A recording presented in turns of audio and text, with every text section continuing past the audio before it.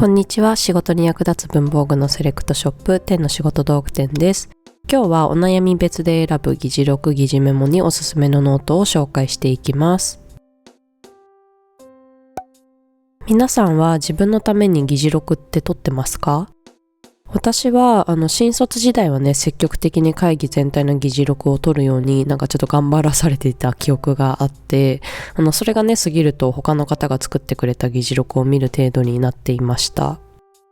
会議中に出た自分のタスクだけは手元のメモに残したりとか、タスク管理ツールに登録してね管理してました。でも後輩とか部下がねできたらサポートも仕事になって、自分以外のタスクも覚えておく必要があったり、コロナ禍でねリモートワークになるとリモート会議が激増し、会議の内容を覚えておけなくなっちゃったりとか、いちいちオンラインに上がってる議事録を検索して読み返すのがめんどくさくなったりと、結構ね困りごとが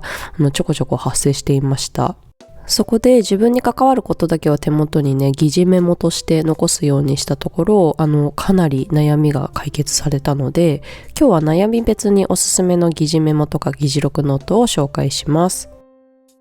議事メモ以外にも会議でこんなこと困ってるよっていうねお悩みがあるという方がいたら、ぜひねコメントで教えてください。解決に導きそうな便利な文房具をね必死に探して紹介させていただきます。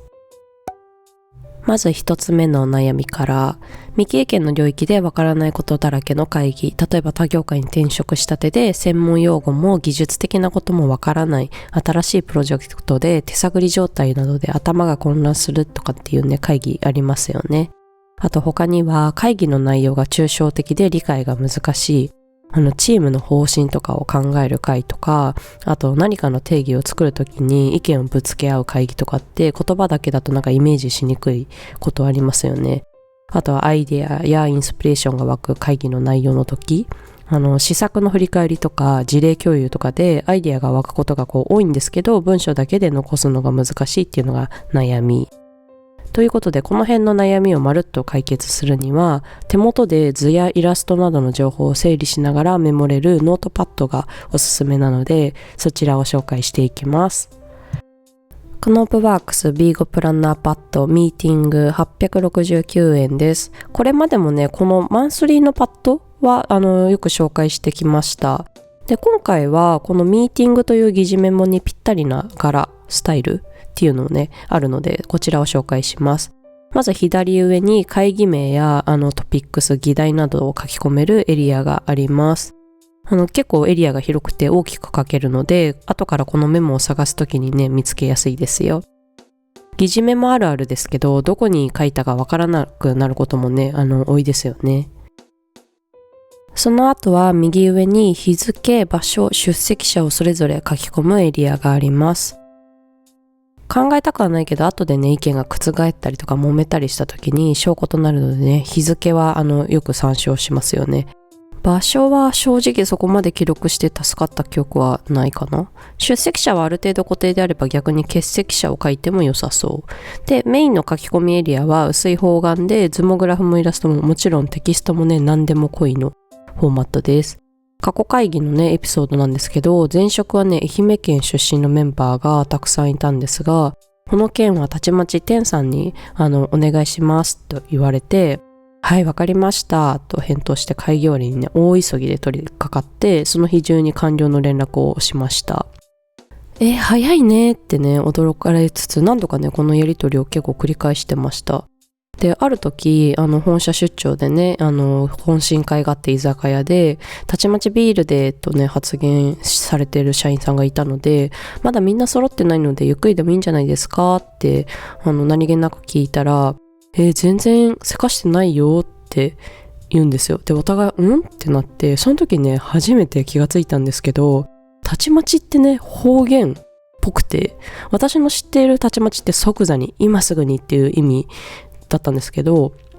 どうやら近畿地方の方はたちまちイコールとりあえずという意味で使うらしいです。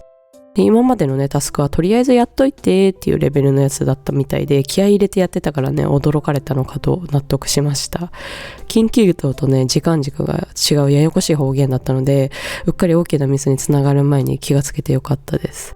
はい、急に雑談終わりまして、こちらはパッドなどで切り離しできます。コピー、スキャン、クリアファイルなどに保管もできます。サクサクいきます。次の悩みはこちら。会議の数が多くて内容を覚えておけない。私はリモートになってから特にこの状況に陥ることが多かったです。すごい会議の数が多くて、トイレに行く時間もないくらいに次から次へと会議があって、もう頭の中はね結構ぼーっとしてました。あとは年次が上がって後輩やメンバーのタスクフォローも仕事範囲になってきて、なんかね頭のキャパを超えてしまうことがよくありました。不明点などをね聞いてくれる人であればかなりフォローはしやすいんですけど、共有相談とかが苦手な人とかの場合は私の方でもねしっかりタスクを把握しておかないと結構ね大変なことになっちゃうこともありました。はい。あとはね会議が多いがゆえの弊害なんですけど、クラウドにアップされてるね議事録を探して該当の記述を見つけるっていうのは結構手間。探してるうちに違うタスクが差し込まれたり、次の会議がね始まっちゃうっていうこともよくありました。ということで複数の会議や自分の後輩のタスクなどの議事メモを自分の関わる範囲でまとめてメモっておけるとなんかいろいろ良さそうですよね。おすすめのノートはこちら、ラボクリップのキーノート英語サイズ1210円です。中は方眼になっていて6つのエリアに分割されています。なので1つのブロックに1会議分のメモを書き込むと1ページでパッと複数の会議の議事メモを確認することができます。また色ペンがあればね自分のタスクとかフォローが必要な他の人のタスクっていうので色を分けてハイライトしておくと分かりやすいです。私も実際にリモートワークで会議が爆増した時にこのノートをね使い始めまして、過去の動画でもね使い方をかなり詳しく説明しているのでよかったらねご覧ください。このノートはカバーにしおりになる仕組みがね施されていて、このペラペラをしおり代わりにこんな感じで挟んで使えます。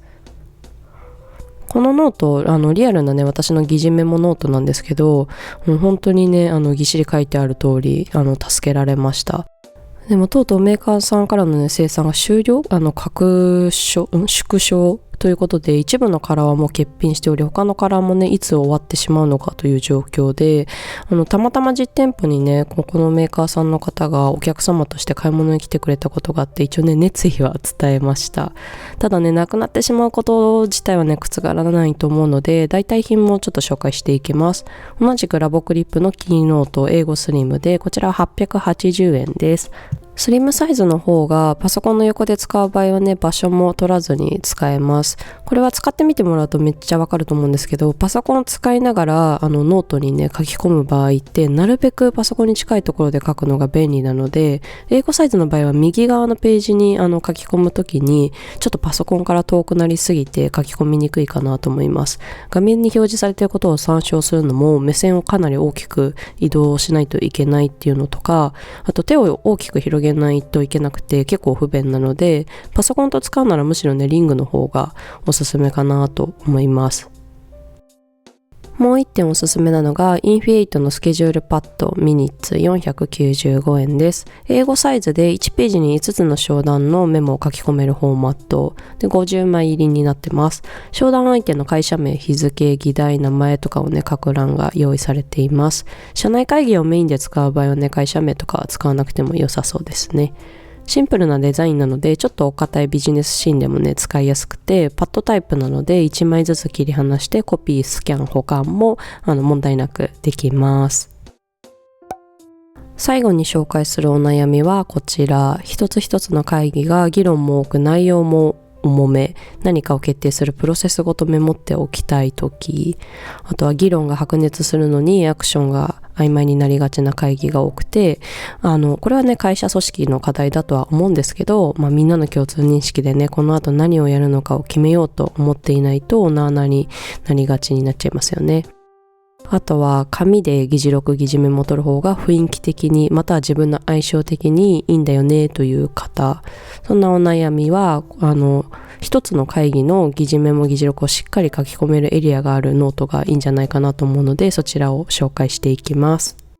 ロディアからミーティングブック1冊3300円です。名前からねお察しの通り議事録用のノートになっています。